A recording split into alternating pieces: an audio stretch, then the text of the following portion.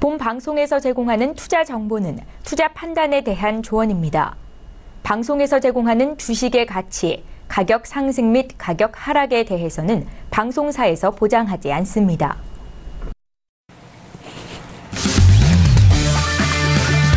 네, 안녕하세요. 해외 선물 신세계 MC 김은혜입니다. 자, 오전 3시에 발표된 FOMC 회의 결과에 따라서 시장이 움직이는 영향을 많이 받았습니다. 지수에 대해서는 낙폭이 좀 심했어요. 하지만 이내 다시 회복을 하는 흐름을 보여줬는데 잠시 후에 이 FOMC 회의 이후 결과로 어떤 종목 그리고 종목 안에서의 흐름과 그에 맞는 투자 전략도 함께 챙겨드리도록 하겠습니다. 자, 먼저 신세계 무료로 다운로드 받으실 수 있는 방법 안내 도와드릴게요. 9명의 마스터가 여러분들을 위해서 기다리고 있는데요. 해외 선물 전략과 함께 신호 무료로 받아보실 수가 있으니까요. 지금 바로 실행해 보시길 바라겠습니다. 자, 그리고 저희 신세계는요. 여러분께서 함께 실시간으로 참여하실 수 있는 방법도 활짝 열어놓고 있습니다. 전화와 문자 그리고 유튜브 실시간 채팅방도 열어놓고 있는데요. 전화 주실 때는 서울전화 02-3153-2611번, 2612번 두 대의 전화가 준비되어 있고요. 문자 보내실 때는 샵 0082번으로 보내주시면 저희가 실시간 상담도 도와드리도록 하겠습니다. 자, 그리고 저희 방송을 유튜브로 시청하고 계시는 분들은 실시간 채팅방도 활용 가능한데요. 이 채팅방을 통해서 다양한 의견과 함께 그리고 상담 내용도 남겨주시길 바라겠습니다. 아울러 저희가 신세계를 통해서 제공되는 정보는요. 상품의 가치와 수익률을 보장하지 않는다는 점, 또한 자본시장 통합법을 준수하고 있습니다. 1:1 투자 상담과 유사수 신행위, 무인가 영업행위, 불법 대여 계좌 홍보 및 가입 권유 등 이런 모든 불법 사항에 대해서 엄중하게 금지하고 있다는 점 또한 다시 한번 고지 도와드리도록 하겠습니다. 자, FOMC 회의 결과로 이제 매파적인 그런 영향을 많이 받았다라는 분석이 이어지고 있는 가운데 시장 분석과 대응 전략 궁금하실 텐데요. 오늘도 꼼꼼히 짚어주실 해설위원이 먼저 소개해드리도록 하겠습니다. 자, 시황 화면이 이분이시죠. 김정철 해설위원이 나오셨어요. 어서 오세요. 네, 안녕하십니까. 지금 이제 FOMC 회의가 끝나고 시장 반응들이 이제 어제는 약간의 혼돈이었다고 하면 오늘은 약간 좀 정신 차리고 나오는 반응들을 볼 수 있으니까요. 오늘 이 시간이 상당히 중요할 것 같습니다. 오늘 시장도 같이 함께 해주셨으면 좋겠습니다. 네, 알겠습니다. 맞아요. 오늘 중요하고요. 그리고 어제 원유 재고 발표가 있었는데 최근의 흐름을 아실 수 있듯이 그 다음 날의 변동성이 나오는 그런 흐름이잖아요. 오늘도 중요한 날이 아닐까 싶습니다. 자, 그리고 오늘도 윤희라 캐스터 함께합니다. 윤희라 캐스터. 안녕하세요. 윤희라입니다. 속담 중에 어른 말씀을 잘 들으면 이익이 생긴다라는 그런 말이 있습니다. 아니, 너 자다가도 떡이 생긴다인데요. 사실 저희 신세계에서 이걸 응용을 해보면요. 마스터님을 잘 들으면 이익이 생긴다로 볼 수 있겠는데요. 정말 마스터님 말씀 잘 들으면서 투자하시길 바라고요. 저도 좋은 도움이 될 수 있도록 오늘도 발빠르게 외신 찾아드릴게요. 네, 알겠습니다. 에너지가 넘치는 인사말이었네요. 자, 이렇게 윤희라 캐스터 함께 하겠고요. 자, 무엇보다도 앞서서 해설위원님도 오늘 중요한 날이다라고 말씀해 주셨는데 중요한 날 이 전략자 주실 분을 소개해드리도록 하겠습니다. 오늘의 마스터를 먼저 화면 통해서 소개합니다. 해외 선물 신세계 정식 오픈. 검색창에 서울경제TV 홈페이지를 검색하신 후 홈페이지 우측에 신세계 배너를 클릭. 아래 다운로드 버튼을 눌러 신세계를 설치 후 실행하세요. 회원 가입 후 1577-7451로 전화해 무료 참가 신청을 하면 준비 끝. 신세계의 여러 마스터 중 나만의 마스터를 선택. 실시간으로 마스터의 매매 내역을 무료로 받으세요. 트레이딩의 액션, 해외 선물 신세계. 자세한 사항은 문의 전화 및 홈페이지를 참조하세요.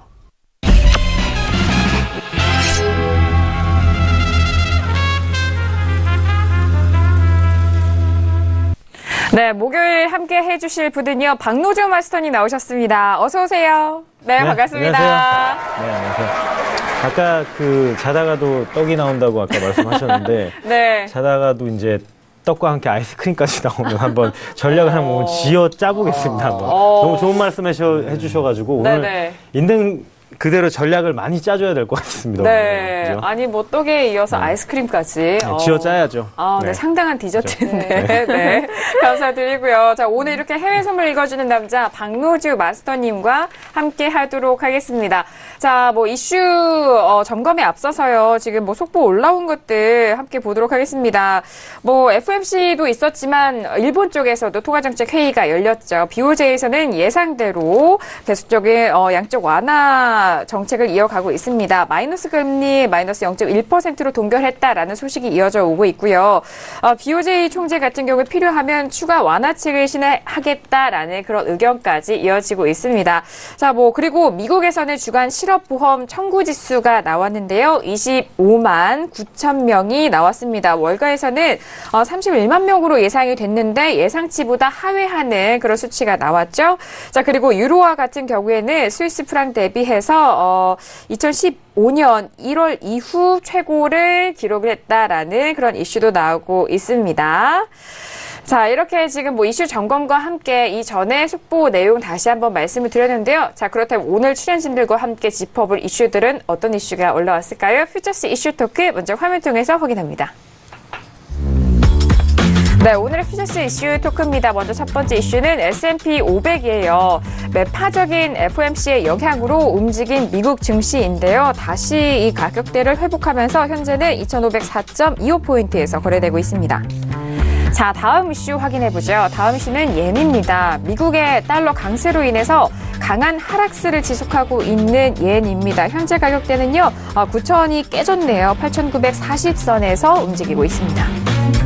네, 다음 이슈도 알아보도록 하죠. 골드입니다. 역시 FOMC 발표 이후 추가 하락세를 이어가고 있는데요. 자, 골드 같은 경우에는 1,300달러가 깨졌습니다. 1,293.7달러에서 거래되고 있네요. 자, 다음 마지막 이슈입니다. 유로 FX인데요. 매파적인 FOMC 회의 결과로 인해서 하락세로 전환을 했다라는 소식인데요. 현재 가격대를 살펴보면요. 역시나 1.2가 깨진 1.19685달러에서 거래되고 있습니다. 네, FOMC 회의 결과 뭐 예상대로 금리는 동결이 됐습니다만 뭐 다소 매파적인 발언으로 인해서 각 종목군에서 주요 가격대가 조정이 되는 흐름을 보여줬죠. 뭐 그동안에 지켜왔던 주요 가격대를 이탈하는 흐름인데 여기서 어떤 유효한 전략이 있을지 각 이슈 확인하면서 함께 해보도록 하겠습니다. 자, 그럼 다시 한번 현재 시세도 살펴보시죠. 자, 먼저 S&P 500 지수인데요. 2,504.50, 75포인트에서 거래가 되고 있습니다. 개장 전인데 현재 보합권에서 거래가 되고 있고요. 자, 이어서 나스닥도 볼까요? 자, 나스닥 역시 6,000선이 깨졌습니다. 5,970.75포인트에서 역시나 보합권에서 움직이고 있고요. 다음은 유로 FX 가격 보시죠. 자, 1.2 가격대가 깨졌고요. 1.19670달러에서 거래가 되고 있는 유로 FX 현재 시세 살펴보셨습니다. 자, 이어서 골드도 보도록 할까요? 자, 골드는요. 1,293.5달러에서 거래가 되고 있네요. 네, 이렇게 지금 현재 시세 살펴봤고요. 먼저 첫 번째 이슈부터 확인을 해보도록 하겠습니다. 먼저 S&P 500 지수입니다. 매파적인 FOMC 회의 결과로 인해서 움직인 미국 증시인데요. 오전 3시, 저희 뭐 현지 시각으로 오전 3시 이후에 급락을 했으나 다시 한번 회복을 하는 움직임이었는데요. 현재 가격대에서의 전략 세워보도록 하겠습니다. 먼저 업앤다운 확인해볼까요? 자, 지금 뭐 다시 가격대가 올라온 것 같은데요. 자, 먼저 들어보도록 하겠습니다. 자, 하나, 둘, 셋. 네, 모두 업을 들은 게 중립입니다. 아니었네요. 중립이었습니다. 워낙 이렇게 사이드에 계속 있기 때문에. 네. 자, 그렇다면 외신 의견 들어보도록 하죠. 네, 먼저 S&P 500은 어제 FOMC 이후 보합권에서 마무리가 됐는데요. 사실 오늘 미국 내에서는 여러 가지 경제적인 약간 기업 실적이라고 해야겠죠. 발표도 있고요. 또 구글 관련해서 이슈가 있기 때문에 이런 것들이 좀 상승 요인이 될 것 같아서 업으로 들었고요. 좀 차분히 외신 알아보도록 하겠습니다. 먼저 US Stock Index Futures were little changes on Thursday라고 해서 FOMC 이후 보합권에서 뭐 거래가 됐다라고 이야기를 하고 있는데, 그리고 테크닉 스플래시 캐시라고 이야기를 하면서 Google announced Thursday it's paying 1.1 billion to get its hands on smartphone expertise from struggling Taiwanese manufacturer HTC라고 이야기를 하고 있는데, 타이완 기업 HTC에서 좋은 뭐 하드웨어 관련된 프로그램 기술과 그리고 관련 그 엑스퍼티스면은 전문가들 2,000명들을 이렇게 같이 일하기 위해서 해서 1.1빌리언 달러 정도를 지불해서 데리고 오겠다. 이게 만약에 성사가 되면 정말 도움이 될 것이다. 구글에 도움이 될 것이다. 그러면 S&P도 좋은 영향을 미칠 것이다라고 이야기를 했는데 방금 전에 올라왔죠. 이것이 실질적으로 추진이 되고 있다고 이야기를 하고 있고요. 이것이 좋은 영향이 될 수 있다고 이야기를 하고 있을 뿐더러 또 외신의 분석에 따르면은 the S&P may be moving in a narrow range but looks the hood and you will see a market that is showing healthy rotation and no signs of breaking down이라고 이야기를 하고 있는데요. 이게 박스권에 S&P 500이 갇혀 있지만 떨어질 가능성은 없어 보이고 굉장히 건강하게 로테이션을 이렇게 돌고 있다고 이야기를 하면서 상승의 흐름이 많이 남아있다고 이야기를 하고 있습니다. 그리고 또 다른 외신을 좀 살펴보면요. I would say corporate tax reform could add another 10% to the market even this year 이라고 이야기를 하는데요. 앞으로도 좀 장기적으로 봤을 때에도 트럼프가 추진하고 있는 세제 개혁 이나 이런 것들이 S&P와 다른 지수 같은 경우에도 10% 이상 추가 상승 여력을 지금 주고 있기 때문에요. 앞으로도 계속해서 추가 상승 여력이 남아있고 오늘장에서도 상승할 가능성이 높은 것으로 좀 판단이 되고 있습니다. 네, 알겠습니다. 외신 기사 정리를 해봤어요. 자, 지금 이어서 그렇다면 해설위원이 지금 반반 네. 의견 들어주셨는데요. 네, 의견 들어볼까요? 사실 이번 FOMC에서 우리가 느끼는 바는 뭐냐, 이제 좀 얘기를 해보면, 사실 지난주부터 제가 노래를 부르고 있었죠. 그래서 달러와 약세가 거의 기조가 끝나간다. 그러면서 달러화가 다시 반등할 것이고, 그런 부분에 대해서 최소 급한 반등이 아니더라도 달러 인덱스 자체가 변화를 줄 가능성이 상당히 높다. 그 시사점은 바로 중국에서 고식 환율을 좀 다시 위안화를 절하하면서 그런 부분도 있고, 두 번째로는 FOMC에 대한 얘기를 해드렸는데, FOMC에서 역시 예상과는 부합했습니다만은 약간 뉘앙스가 좀 많이 좀 달랐던 것 같아요. 그러니까 속도감에 대해서 우리가 그동안 너무 멀게 느꼈던 금리 인상에 대한 그런 부분을 약간 속도감 있게 12월에는 어느 정도 인상을 해줄 거라는 의견을 확실히 조금 약간 어느 정도 좀 비춰줬다. 뭐 이렇게 좀 얘기를 좀 드릴 수 있겠습니다. 그래서 그런 부분 때문에 시장이 급하게 12월에 벌어질 일을 지금 약간 선반영하고 있다. 뭐 이렇게 좀 보여줄 수 있겠고요. 그렇게 된다면 지수 같은 경우는, 미국 지수 같은 경우는 지금 사실상 경기가 좋아서 올라가는 부분이 있지만 지금 FOMC에서 나왔듯이 자산 매입 규모를 축소하지 않습니까? 이게 무슨 얘기냐면 시장에 매입하는 금액을 중단하겠다는 뜻이 아니라 매달 매입을 하고 있어요, 지금. MBS라 그래가지고 부동산 유동화 채권. 그러니까 부동산, 이게 이 모든 부분이 2008년 글로벌 금융위기, 서브프라임 모기지 사태 때문에 벌어진 일이기 때문에 부실 채권, 부실 부동산 채권들이 많아요. 그런 거를 미국이 직접 사주고 있거든요, 계속. 정부에서 계속. 부실한 것들을 계속 채권들을 사주면서 시장에서 예를 들어서 우리가 흔히 얘기하는 뭐 약간 안 좋은 정크본드 같은 것들을, 정크 등급까지는 아니겠지만 그래도 그런 부분들 충분히 매입을 해주면서 그 돈을 시장에 풀어주고 있는 거거든요. 근데 그 규모를 줄인다는 거니까 돈은 풀긴 푸는데 규모가 전부 축소하는 전략을 그대로 이행하려고 하고 있고요. 그런 부분 때문에 사실상 시장의 돈이 앞으로 가면 줄어들겠다라는 그런 인식 때문에 경기가 좋아서 올라가는 부분과 이 부분들이 좀 시장의 자금 규모가 좀 줄어들면서 생기는 부분 때문에 당분간은 사실상, 그러니까 다음 주 정도 되겠죠. 다음 주까지는 어느 정도 좀 힘겨루기, 이 양쪽이 힘겨루기를 하지 않을까. 저는 그런 생각으로 해서 약간 중립의 의견을 드린 걸로 얘기를 좀 드리고 싶습니다. 그리고 네. 제가 봤을 때 아까 이제 외신에서 HTC 얘기를 했는데, 사실 HTC가 이제 한물 가서 저는 크게 영향이 없지 않을까. 왜냐면 HTC 휴대폰 만드는 회사인데, 네. 뭐, 딱히, 임팩트 없습니다. 없어가지고, 사실. 네네. 구글이 이제 이런 생각하고 있다는 건 무슨 얘기냐면, 구글폰을 자기들이 좀 직접 만들고 싶다, 뭐 이런 얘기로 들려요, 저는. 네. 들리는데, 뭐 사실상, 스마트폰에서는 사실상 밀리지 않을까 생각해보고, 요즘 이제 우리가 좀 집중해야 될 부분은 사실 다음 달이죠. 다음 달 초에 이제, 원래 삼성전자가 잠정 실적 발표해야 돼요. 네. 삼성전자의 네. 3분기 잠정 실적이 발표가 되면 대충 반도체 팔리는 양과 그걸 어느 정도 가늠해 볼 수 있는데 하필 연휴입니다. 그 연휴 때 삼성전자 직원들이랑 언론 미디어들이 다 나와가지고 IR 하지 않을 거고요. 네. 아마 그럴 리는 없을 거라고 보여지고 그래서 연휴 이후에 발표할 것 같은데 이런 부분들에 대한 어느 정도의 약간 뭐 불확실성? 그 불확실성은 아닙니다만 근데 삼성전자 같은 경우가 반도체 수요 전체 수요를 측정해 볼 수 있기 때문에 제가 봤을 때는 상당히 중요한 지표지 않나라는 생각을 좀 해보고요. 그래서 그런 부분들이 아마 시장에 영향을 미친다면 어느 정도 좀 시장에 약간 관망적인 분위기. 요즘 한국에서 나오는 지표들이 상당히 지금 전 세계 경기하고 좀 상당히 콜레이션십이라고 해야 되나요? 상관관계가 좀 되게 많아요. 네. 특히 한국 수출 동향 보면 전 세계 그 경기 선행주가 거의 비슷하게 가고 있고요. 그러니까 한국에 대한 관심이 좀 많죠. 안 그래도 그 북한 때문에 한국에 대한 관심이 많은데 뭐 이런 부분도 한국에 대한 관심이 좀 많다는 부분 네. 우리가 좀 생각을 해볼 수 있겠습니다. 그래서 네. 제가 봤을 때는 이런 부분들 양쪽 힘겨루기 때문에 어느 정도 좀 시장이 약간 관망세를 좀 펼치지 않을까 네, 이런 생각을 좀 해보네요. 힘겨루기라고 하셨는데 그렇다면 시장에서는 연준이 12월에 금리 인상 가능성에 대해서 좀 큰 무게를 두지 않는다고 생각하시나요? 무게를 두고 있죠. 경기는 좋은데 네. 경기는 좋아서 지수는 올라야 되는데 그리고 지금 이제 지수가 어느 정도 거품이 껴있다고 생각은 하지만 거품이 많이 낀 건 아니거든요. 버블이 좀 심하다 생각했을 때 좀 조심해야 되는데 이제 막 버블들이 쌓여서 시작되고 있는 단계이기 때문에 그래서 그런 부분하고 또 금리가 혹시나 인상이 되면 이제 시장의 자금이 줄어든다는 그런 우려 이게 이제 상존하는 거죠, 지금. 오늘 뭐 실업수당 총건수 보면은 또 실업수당 총건수가 예상보다 적었어요. 또 경기가 좋다는 얘기죠.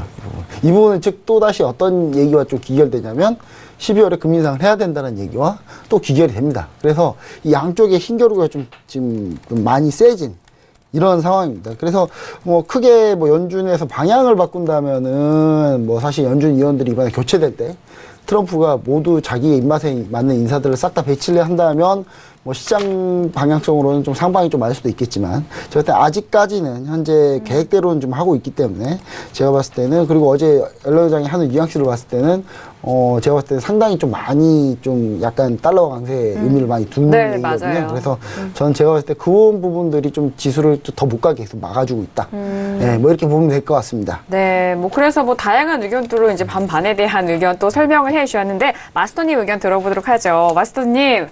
네, 일단은 뭐 사실상 이 금리 단계적으로 인상이 될 거라고 하는 얘기는 제가 강연회 때나 뭐 여기 우리 서울경제 방송에서나 누누이 일단 말씀을 드렸던 내용이었습니다. 앞으로 어찌됐든 간에 단계적으로 금리 인상은 실시가 될 거다. 근데 이제 연준에서 이제 구실을 찾았던 게 물가가 상승을 해야 일단은 이제 그거를 기점으로 금리 인상을 할 텐데 그동안 물가가 그렇게 상승을 하지는 않았었거든요. 않았었는데 이제 허리케인으로 인해서 유가가 올라가고 농산물이나 다른 상품들이 이제는 가격들이 올라가다 보니까 이제 물가가 이제 상승을 했단 말이죠. 네네. 사실 허리케인으로 인해서 중기적으로는 별로 타격이 없어요, 경제에. 단기적으로는 좀 타격이 있을지는 몰라도.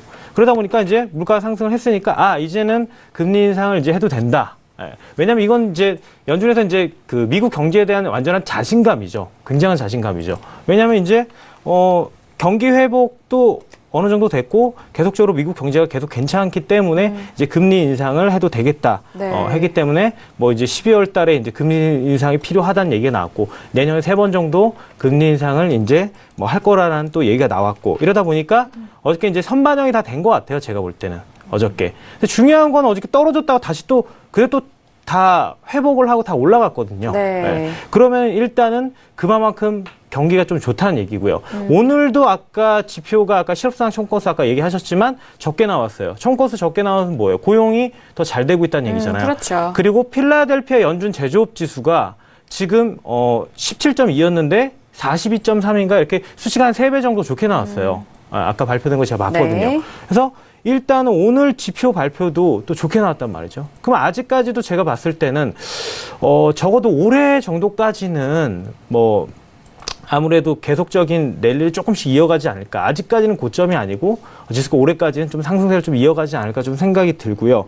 그 오늘 좀 그 이전에 우리가 이제 2008년도에 그 금융위기 이후에 아까 그 모기지 채권 계속 사들인다고 아까 말씀하셨거든요. 해설위원님이. 네. 근데 이게 미국이 사실상 그 경기 부양 위해서 세 차례나 양적 그 완화를 단행을 했었어요. 했었었는데 이제 그 이렇게 사들인 채권 자산이 4조 5천억 달러입니다. 근데 이게 4조 5천억 달러가 저도 막 계산이 안 돼요. 이제 우리나라 돈으로 이제 보면 5천조입니다. 5천조. 그동안 계속 사들이기만 사들인 거예요. 그래서 이 대차 대조표에 그대로 쌓여 있습니다. 이제는 이제 다음 달부터 어떻게 됐죠? 100억 달러씩 이제 채권 이제 자산 매각할 거다. 그러면서 이제 시중에 이제 현금이 이제 점점 이제 죄는 건데, 이게 이제 그 9년 만에 이제 처음으로 이제 실시가 된다는 거고요.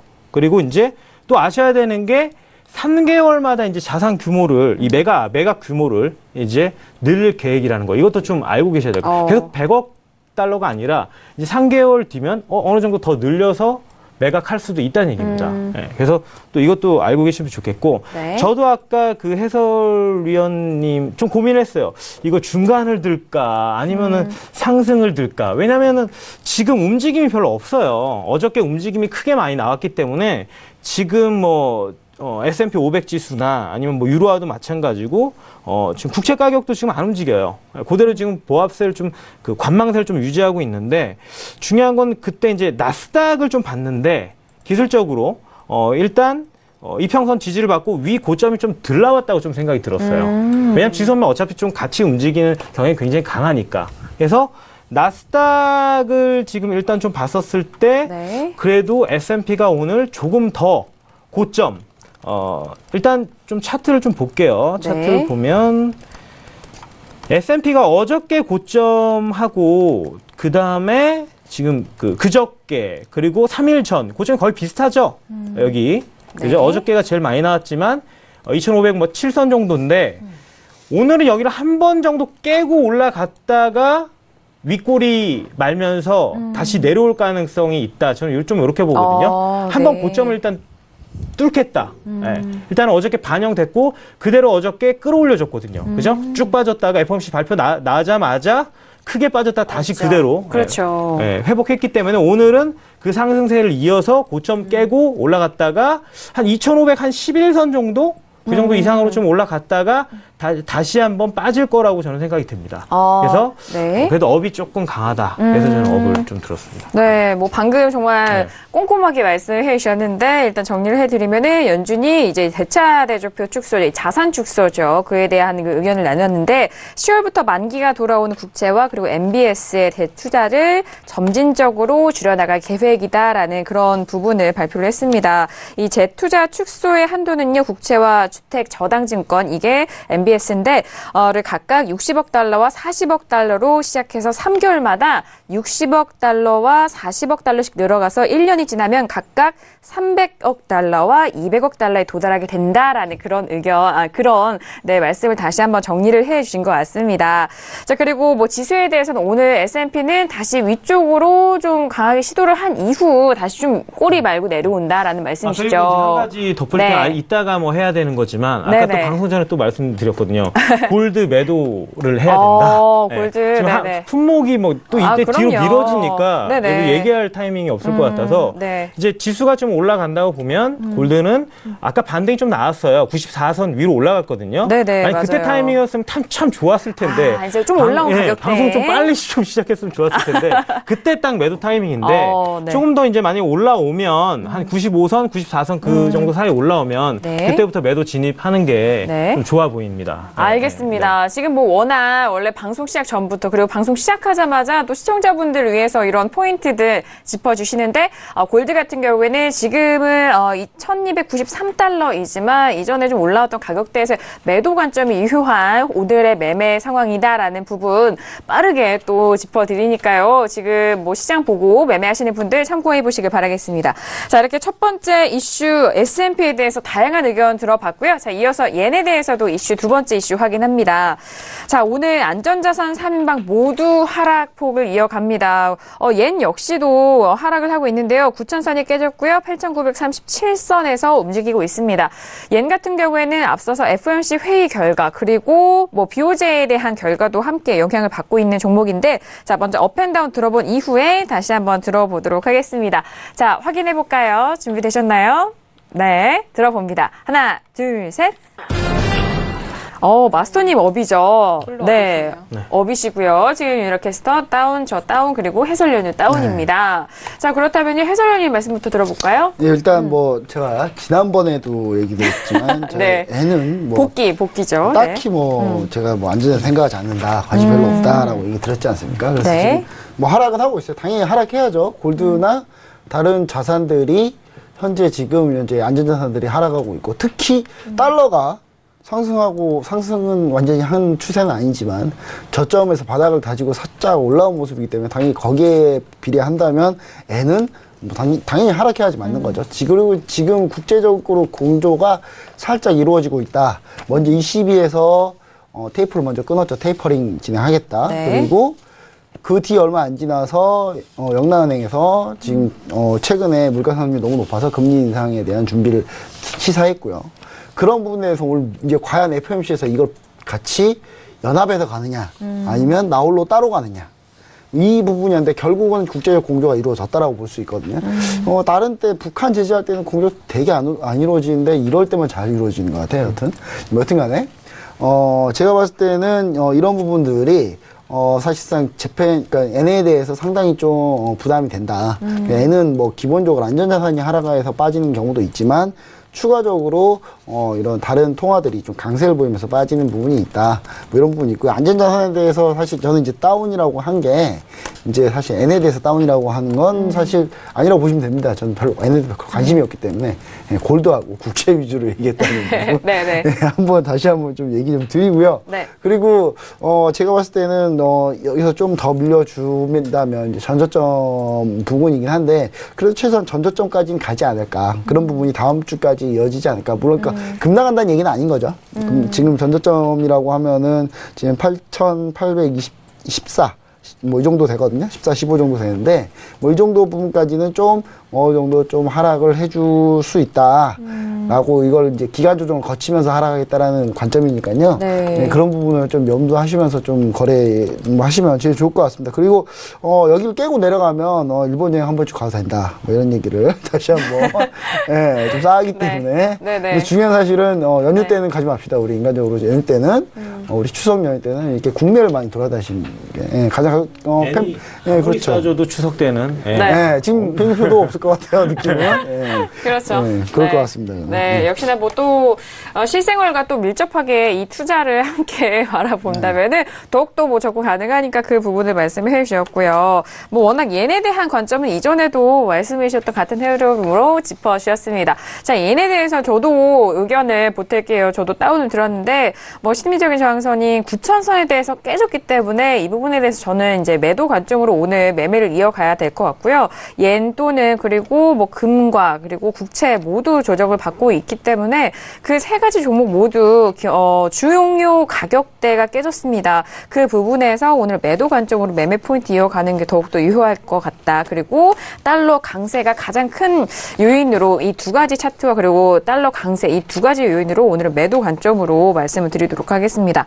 자, 그리고 윤희락 캐스터 외신 의견 들어볼까요? 네, 뭐 N 같은 경우에는 뭐 달러 강세도 큰 영향을 받고 있지만 BOJ에서의 금융 완화 정책을 기존으로 유지를 하기로 하면서 좀 영향을 받고 있는 모습을 보이고 있는데요. 달러 물론로 인해서 빠지기도 했는데 오늘 이렇게 같이 보시면요. 좀 어떻게 보면은 다시 기술적 반등을 할 수도 있다고 이야기를 하고 있습니다. I will be very careful about jumping into this market as shorting the Japanese yen should be only done when the markets are are going higher in January라고 이야기를 하고 있는데 이 기술적 반등으로 인해서 114.50까지도 찍을 수 있다고 이야기를 하고 있는데 현재도 어제장에 비해서 좀 많이 오른 그런 모습을 보이고 있는데 그런데 이게 단지 그 기술적 반등일 뿐이지 다시 폭락을 할 가능성이 굉장히 크고요.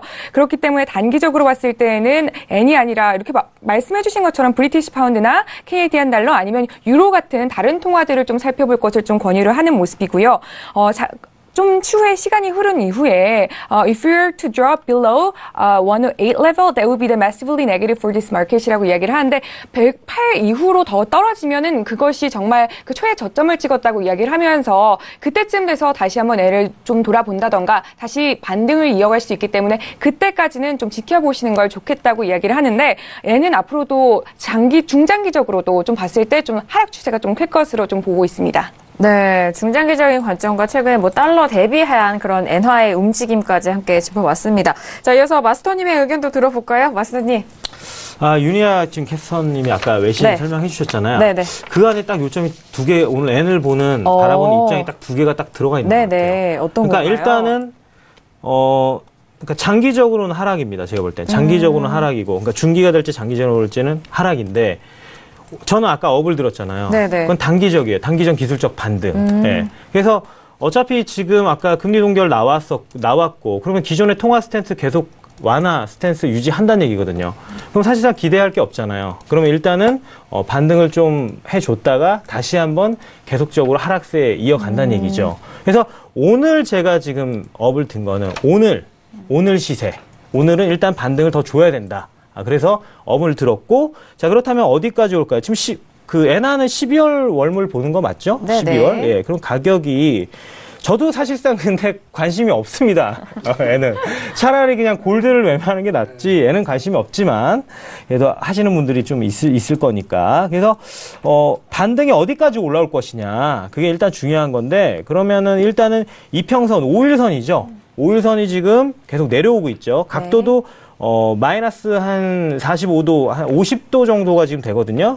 그러면 내일도 한 이 정도까지 내려와야 되기 때문에 올라갔었을 때 오늘 반등이 한 8,965선 정도? 예, 그 정도 선까지 일단은, 반등을 줄 수가 있다. 그렇기 때문에 아직, 오늘 지금 고점이 8,943선이잖아요. 더 올라가야 된다. 그래서 일단은, 기술적 반등을 일단은 보고요.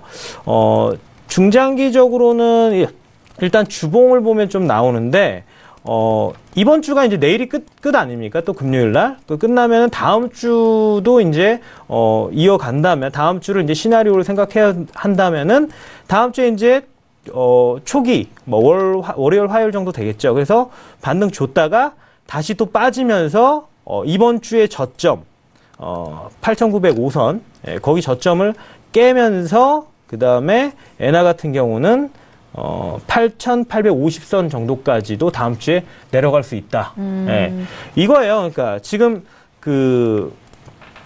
적산병, 흑산병은 주식하시는 분들 알죠? 네. 예. 그래서 흑산병이 하나, 둘, 세 개 하나 더 나와야 된다는 얘기예요. 반등으로 또 꼬리 줬다가 또 한번 빠져야 된다는 얘기예요.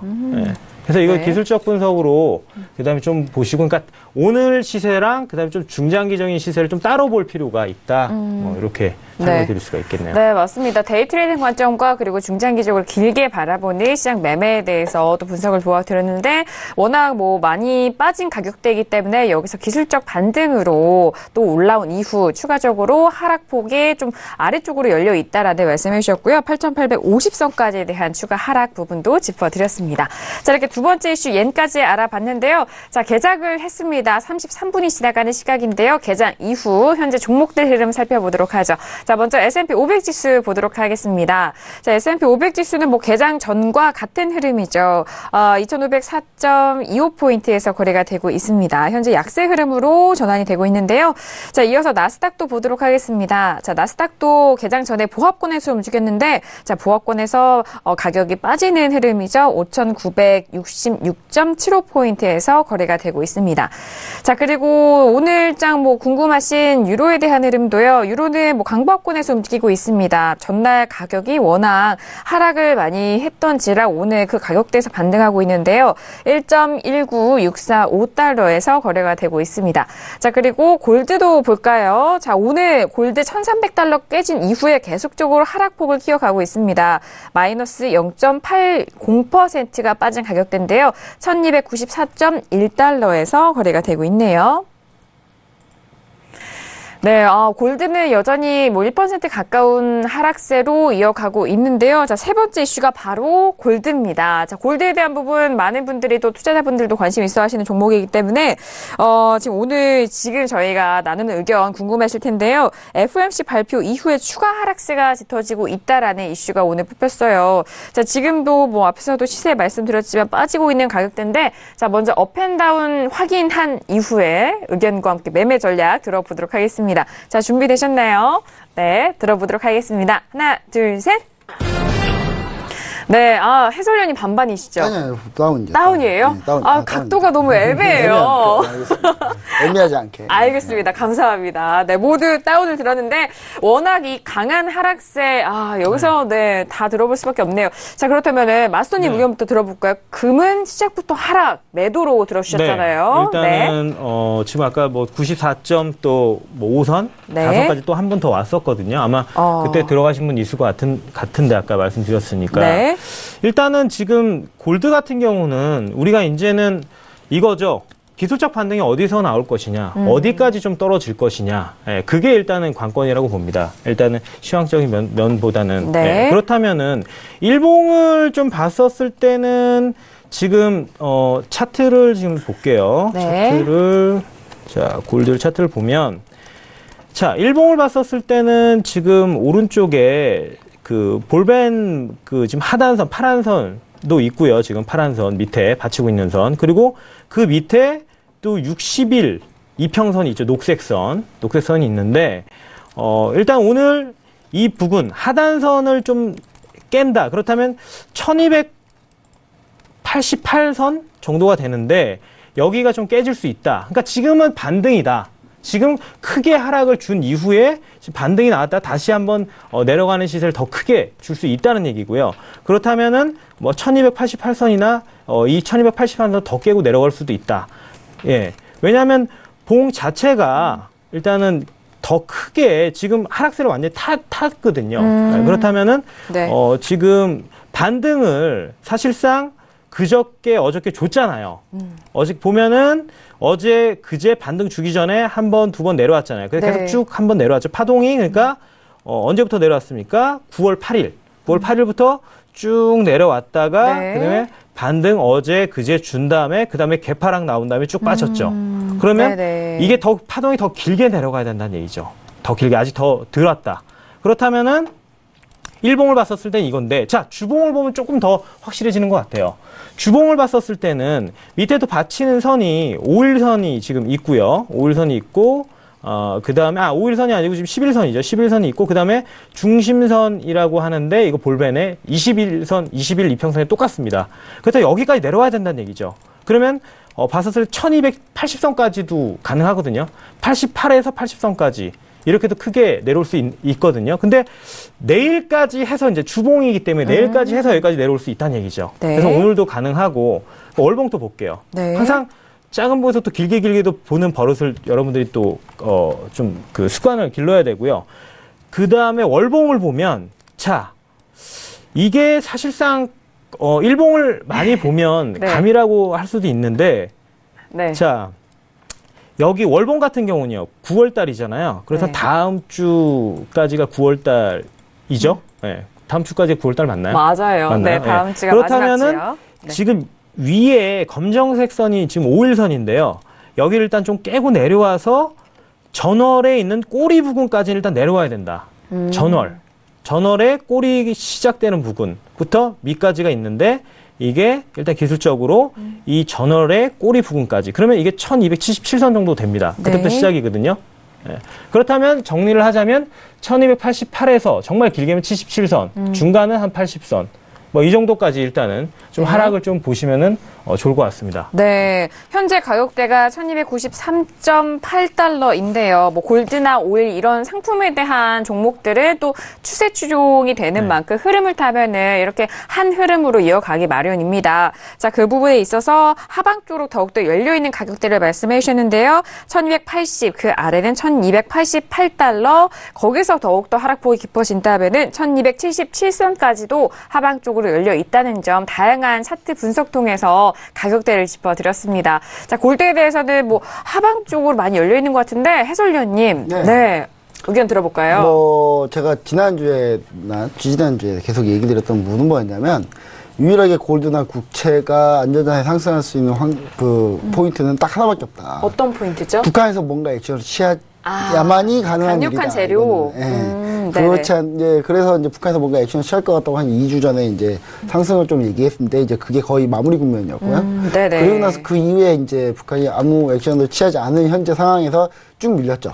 쭉 밀린 상황이고 그런 부분들 때문에 이제 뭐 당연히 달러 강세를 그 얘기 드리면서 지난주에는 이제 밀릴 거다. 골드랑 국채가 밀릴 거다라고 계속 얘기를 드렸었는데 네, 맞아요. 이런 부분을 좀 우리가 감안을 해보면 사실상 이제 어느 정도 그러면 저점이 나온 게 아니냐 뭐 이렇게 판단할 수도 있습니다. 근데 다만 제가 아까 엔화 얘기 드릴 때 부분 사실 골드 얘기를 드린 거랑 똑같다고 보시면 됩니다. 그래서 저는 추가적으로 좀 하락을 할 가능성이 있고 제가 봤을 때는 조금 더 밀릴 자리가 좀 남아있지 않나. 다음 주에까지의 시황인 거죠. 그리고 이런 부분을 역시나 뒤집을 수 있는 건 딱 하나밖에 없습니다. 알 것 같네요. 지금 현재 유엔 기조연설을 저희 문재인 대통령께서 하고 계시는데 이런 부분들이죠. 만약 이런 부분들에서 이제 어제 트럼프 대통령이 이제 한마디를 하지 않았습니까? 완전 파괴라는 말을 또 담았죠. 많은 얘기를 했는데 저 약간 느낌이 어떤 느낌이냐 빈소리요라는 느낌이었어요, 사실. 그래서 뭔가 그래도 북한이 이런 얘기를 들었으면 이제 한마디 또 해줬고요. 일단 서로 이제 주고받고 있는데 여기서 액션이 누군가 뭐가 나오냐 이런 부분들이 유일한 골드 하방의 악재이지 않나. 골드 하방 추세에 이 북한이 뭔가 액션이 나오는 경우가 조금 이걸 반전시킬 만한 요소지 않나 라는 생각을 하고 있고요. 그거가 아니라면 사실상 반전시킬 만한 요소가 최근에 좀 많이 없다 라는 부분을 좀 얘기를 좀 드리고 싶습니다. 그래서 북한도 추석이 명절일 텐데 그럴 것 같지 않다. 라는 생각으로 좀 생각해 보면은 제가 봤을 때는 좀 추가적으로 약간 하락할 수 있는 그런 여지가 조금 남아있다. 뭐 이렇게 보여지고 있습니다. 그래서 그런 재료가 아마 안 나오지 않을까. 저는 약간 그렇게 생각을 하고 있습니다. 네, 여기서 중요한 점은요. 일단 어떤 상품군에서 하락폭이 깊어졌을 때 저점이 확인되지 않은 채로 여기서 쉽사리 좀 섣부르게 매수 반대 매매죠. 이제 관점으로 이어간다면은 정말 위험한 매매가 될 수 있고요. 그리고 골드 같은 경우에는 그동안의 상승폭을 지지했던 리스크가 이제는 이 전보다 더 큰 재료로 영향을 미쳐야만 가격대가 올라갈 수 있는 유일한 재료가 아닐까. 추가적으로 좀 이렇게 많이 빠진 부분도 있어서요. 뭐 기술적 반등은 가능합니다. 기술적 반등이 가능하기 때문에 기술적 반등 자리에서 우리가 어떻게 대응하느냐 뭐 이런 부분인데 저는 기술적 반등 자리가 나오면 거기서 약간 추가적인 좀 매도 조금은 이제 좀 그 다음 주까지는 그렇게 좀 이어가 보는 게 어떤가. 그리고 싶고요. 그 다음에 이제 그 다음 주 목요일 날이나 뭐 이때쯤 되면은 이제 또 이제 추석 리스크가 좀 있기 때문에 우리 그 대한민국 같은 경우는 이제 그런 부분 좀 있기 때문에 그런 부분을 감안해 봤을 때 또 어떤 이제 재료들이 나올지 그건 좀 뒤에 가서 좀 얘기를 좀 해봐야 되지 않나. 그렇게 좀 생각을 해볼 수 있겠습니다. 네, 알겠습니다. 또 시청자분들 뭐 아시겠지만 저희가 또 연휴라고 해외 선물장이 쉬진 않습니다. 쉬진 않죠. 네, 해외 선물장은 계속해서 열린다는 점 좀 헷갈리지 않으셔야 될 것 같습니다. 네, 그리고 이렇게스터 의견 들어볼까요? 네, 이렇게 앞서서 말씀해주신 것처럼 그 외신에서 보기에도 사실은 골드는 그동안의 지지가 되어왔던 것 자체가 대북 리스크, 트럼프 리스크로 인해서 골드의 그 상승에 정말 큰 힘을 실어줬던 부분이 있는데요. 초기에는 그 트럼프의 발언 한마디에도 좀 크게 가격이 올라가는 추세였다면 지금은 어떤 발언이나 사실은 어떻게 보면 미사일 발사나 이런 것을 해도 그렇게 크게 시장이 움직이지 않는 국면까지 왔습니다. 어제 US에서 있었던 FOMC 레이크 하이크에서 오히려 더 그러니까 추가 금리 인상이 있을 수 있다는 발언에 의해서 크게 빠지는 모습을 보였었는데요. 이번에는 좀 기술적으로 봤을 때 좀 심리적인 기본적인 지지선이 있습니다. 1차 저항선을 일단은 1290.30으로 보고 있고요. 근데 만약에 1290.30이 깨진다면 1280.30까지 2차 저항선이 발생할 수 있다는 점을 좀 참고를 해보시면 좋을 것 같고요. 그런데 만약에 이게 좀 길게 봤을 때 여기까지 깨질 수 있다고 보는 것이지 그 안에 다시 한번 이렇게 말씀해 주신 것처럼 어떻게 큰 이슈가 발생을 할 수도 있고 또 다른 외신에서 앞서서 이야기하기에 여태까지 이렇게 골드나 안전자산을 크게 이끌어왔던 것은 이렇게 대북 리스크뿐만이 아니라 트럼프 리스크가 컸다는 점 그리고 지금은 유엔에서 여러 가지 이슈들이 발생하고 있다는 점을 좀 참고를 해보시면서 좀 이렇게 같이 투자를 해보시면 좋을 것 같고요. 일단 단기적으로 봤을 때 골드 같은 경우에는 하방 추세로 보시면 되겠습니다. 네, 알겠습니다. 자, 외신 의견 들어봤고요. 이어서 마지막 이슈도 빠르게 알아보도록 하겠습니다. 자, 마지막 이슈는 유로인데요. 그 전에 앞서서 유로화에 대한 그 분석이 계속해서 이어지고 있네요. ING에서는 유로화가 1.2160달러까지 다시 오를 수 없다라고 기사가 나왔습니다. 1.2까지의 다시 좀 회복세는 부정적으로 보는 것 같은데요. 자, 그렇다면 유로 지금 계속적으로 하락으로 이어가고 있는데 자, 먼저 짚어본 이후에 의견 들어보도록 하겠습니다. 자, 들어볼까요? 준비되셨나요? 자, 들어봅니다. 하나, 둘, 셋. 네. 해설위원님 그리고 다운이고요. 그리고 마스터님 업이죠. 그리고 윤으로 캐스터 반반인가요? 네, 관망입니다. 네, 관망. 알겠습니다. 자, 그렇다면 해설위원님 빠르게 들어볼까요? 예, 뭐 유로도 마찬가지입니다. 이제 달러화에 대한 반등을 좀 우리가 조금 생각을 해봐야 되지 않나라는 생각인데요. 이제 제가 봤을 때는 현재 유로화 같은 경우가 어느 정도 이제 조정 구간을 받았고 추가적으로 이제 그러니까 유로 22만 테이퍼링을 하겠다. 라는 의견이었으면 사실상 유로화는 추가적인 상승이 조금 갈 가능성이 있었다고 좀 보여지는데 이제 22가 테이퍼링 때문에 어느 정도 좀 유로화가 계속 상승한 부분을 추가적으로 지지를 해준 모습이었지만 미국 역시 마찬가지고 우리도 어느 정도 자산의 매김을 축소하고 우리도 금리 인상에 대한 어느 정도 생각이 있다라고 뉘앙스를 비춰주면서 이제 결국 달러와 연동되는 움직임, 그러니까 달러 강세에 따른 유로의 움직임이지 않나라는 생각 때문에 이제 좀 하방이라고 좀 보여지고 있는데요. 사실상 제가 봤을 때 그래도 그 하방이 좀 깊지는 않을 것 같습니다. 왜냐하면 지금 최근에 올라온 게 견조하게 올라온 부분들이 있거든요. 탄탄하게 다지고 올라온 부분들이죠. 그런 부분들이 있고 지금 달러 강세가 급격하게 진행된다. 라고 볼 수는 없습니다. 왜냐하면 달러가 지금 저점을 다지고 살짝 고개 만드는 현재 상황이기 때문에 달러도 역시 그러니까 뭐든지 이게 기술적으로 떨어졌다가 다시 올라가면 위에 다 저항선들이거든요. 전부 다.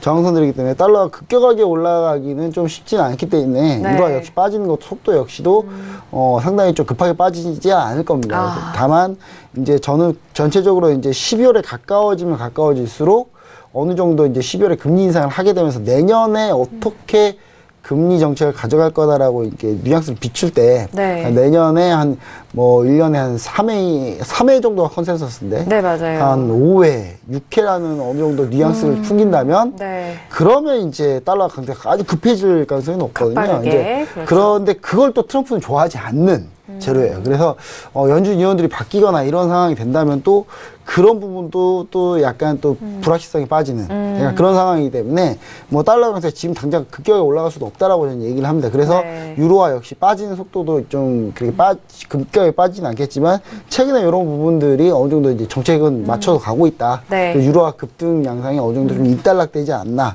약간 그런 생각을 좀 해볼 수 있는 뭐 어제 FOMC가 있지 않았나 그렇게 생각해 봅니다. 아주 중요한 내용이신 것 같아요. 일단 그동안의 상승세를 지켜왔던 그런 상승분에 대한 재료는 이제 빠졌고 하지만 이제 달러 강세로 인해서 빠지는 가격대인데 그 아래쪽으로는 그렇게 단단하게 있기 때문에 급격한 하락은 이루어지지 않을 것이다 라는 말씀을 해주셨어요. 마스터님 의견도 바로 들어볼까요? 아까 그때 속보 아까 했었을 때 가격이 1.21650이었나요? 네, 2160입니다. 저거는 사실상 저거를 제시했다는 것 자체가 저는 좀 굉장히 의미 없는 거를 제시했다고. 왜냐하면 보세요. 시청자분들 잘 보세요. 전략적으로 못한 거예요, 저게. 왜냐하면 제가 보고 보세요. 가격을 잘 보세요. 21650 여기입니다. 고점이란 말이에요. 차라리 제시를 할 거면 한 네. 여기까지 못 올라 한 20도 아니야 한 20, 400, 450 정도를 여기까지 올라올 수 없다. 그러면 제가 전략으로서 인정합니다. 아 그래? 거기까지 못 올라올 것 같나? 근데 고점 지금 단기간도 아니에요. 사실상 지금 며칠입니까? 며칠이죠? 2015년도 1월 달부터 지금 거의 한 뭐예요? 2년이 넘었죠. 2년 내 최고점이에요. 근데 최고점을 가지고 거길 넘을 수 없다. 이건 다 누구라도 다 할 수 있는 얘기입니다. 워낙 좀 화가 나네요. 이런 갑자기. 투자 이게- 회사에 대한 기사는 네. 좀 그러니까요. 정말 제가 그때 단기적인 몸을 주기 많이 때문에 살았어요. 몸을 많이 살린 저런 네, 거는 네. 사실상 참고할 만한 게 아닙니다. 네. 아니 특히 마스터님은 오늘 데이 트레이딩 전략으로는 정말 필요 없는. 제가 그 말씀 드리려고 했어요. 마스터님은 뭐 시청자분들 그리고 투자자분들을 위해서 이런 데이 트레이딩 관점 바로바로 매매에 접근 네네네. 가능한 전략을 말씀해 주시기 때문에 근데 중요한 건 저기 중기적인 네. 관점, 한 월 정도의 그 관점이라도 좀 괜찮으면 제가 인정하려는데 고점을 잡아놓은 거. 저거는 한 달 정도의 관점도 좀 어렵다는 겁니다. 그렇기 때문에 여러분 참고하시기 바랍니다. 네, 알겠습니다. 그래서 참고하시기 바라고 네. 일단은 지금 계속 유로는 뭐 지금 우리가 전략 제시한 아까 업앤다운 한 다음에 그다음에 지금 일단은 뭐 들었다 올렸다 지금 계속 그 자리거든요. 제가 보는 거는 똑같아요. 달러화 강세는 계속 이루어질 거기 때문에 당장에 크게 이루어지지는 않겠지만 그래서 유로화 같은 경우는 사실상 그 중기적으로 봤을 때는 하락세예요. 저 그래서 아까 중간을 들어야 되나 했다가 또 오늘은 데이 트레이딩 관점은 일단 상승을 먼저 쳐야 된다. 이겁니다. 지금 현재 시점에서. 그래서 제가 볼 때는 오늘 일단은 들어 올리는 거죠. 들어 올려서 1.20100 정도까지는 일단은 짧게 들어 올리고 그거 아직 좀 남았잖아요. 들어 올린 다음에 여기는 일단 상승하고 나서 그 뒤에 좀 빠진다고 생각을 합니다. 그럼 일단은 상승을 먼저 좀 더 하고 그 다음에 다시 하락세를 또 이어간다는 얘기죠. 반등을 먼저 주고. 마스터님 올라왔을 때 매도 네. 관점으로 네. 매도 포지션 들어가는 건 어떠나요? 예, 매주 포지션 좋죠. 사실상. 그러니까 네네. 지금은 제가 이제 뭐 매매를 하는 게 아니라 지금부터 시점을 봤을 때 이제 좀 올라갈 거라고 해서 업을 들었지만 네. 사실상 여러분들이 매매를 할 때는 굉장히 잘 물어보셨어요. 매매를 할 때는 자, 기존 추세가 하락 추세가 좀 더 강하지 않습니까? 그래서 물이 흘러가는 대로 제가 매매를 하라고 하지 않았습니까? 그렇다면 기다렸다가 사실상 제가 말씀드리는 그 자리 1.20100부터 매도를 들어가는 게 좀 더 안정적이죠. 예. 왜냐하면은 크게 어저께 하락했기 때문에 이 몸통 절반 이상을 못 넘어갑니다. 예, 넘어가기가 힘들기 때문에 위에 저항선도 지금 위에 있죠. 굵은 선이 있는데 이게 볼린저 밴드 중심선 20일 이평선이란 말입니다. 그럼 이것 위에서 이제 지금 저항대가 되기 때문에 뚫고 올라간다고 하더라도 다시금 저항대에서 밀릴 가능성이 굉장히 큽니다. 그래서 그 자리 기다렸다가 매도하는 전략이 더 좋죠. 이런 시황 전략의 그 안에 또 매매 포인트까지 짚어드렸습니다. 자, 그리고 윤희락 캐스터 마지막으로 의견 들어볼까요? 네, 좀 빠르게 설명을 해드려야 될 것 같은데 일단 그 트럼프 관련해가지고 방금 전에 그 골드, 이야기할 때 트럼프와 대북 리스크 관련해서 이야기가 나올 수도 있다고 말씀을 드렸던 것 같은데 실제로 지금 4분 전에 트럼프가 곧 유엔에서 북한에 대한 추가 제재를 곧 발표를 할 것이다라는 속보가 올라왔습니다. 좀 참고해 보시면 될 것 같고요. 어느 정도 영향을 미칠 수도 있다는 점, 말씀드리면 되겠고요. 그리고 사실 유로 같은 경우에는 어제 연준 매파적인 발언 때문에 달러 강세로 인해서 유로가 약세의 전환이 될 것이다라고 이야기를 했지만 오늘장에서 ECB 드라기 총재 발언도 남아 있고 또 이번에 그 기술적인 반등 어제 좀 많이 빠졌기 때문에요. 그런 것이 일어날 수 있기 때문에 이런 장에서는 추가의 이런 발언이 나오고 난 뒤에 좀 진입을 할 것을 추천을 해드리고 있어서 좀 일단은 관망 추세로 가시는 게 낫겠네요. 네, 알겠습니다. 마지막 이슈는 유로 FX였는데요. 마리오 드라기 총재에 대한 바로 나오는 대로 저희가 신세계 저희 시간 안에 녹여드리도록 하겠습니다. 자, 잠시 후 2부에는요. 1부 때 저희가 못해드렸던 종목에 대해서 함께 도와드리도록 하겠습니다. 오일과 국채 그리고 통화상품들에 대해서 궁금하신 부분들 종목들 설명 도와드릴 테니까요. 잠시 후 2부도 저희와 함께 해보시길 바랄게요. 자, 1부를 통해서 다양한 이슈와 전략 말씀드렸습니다. 이 정보는 투자 판단에 대한 조언입니다. 상품의 가치와 수익률을 보장하지 않는다는 점 다시 한번 고지 도와드리도록 하겠습니다. 또한 저희 프로그램은 자본시장 통합법을 준수한 기소하고 있는데요. 1:1 투자 상담과 유사 수신행위, 무인가 영업행위, 불법 대여 계좌 홍보 및 가입 권유 등 이런 모든 불법 사항에 대해서 엄중하게 금지하고 있다는 점 또한 다시 한번 고지 도와드리도록 하겠습니다. 자, 1부 여기서 마무리하겠고요. 잠시 후 2부 박노주 마스터와 다시 돌아오도록 하겠습니다. 감사합니다.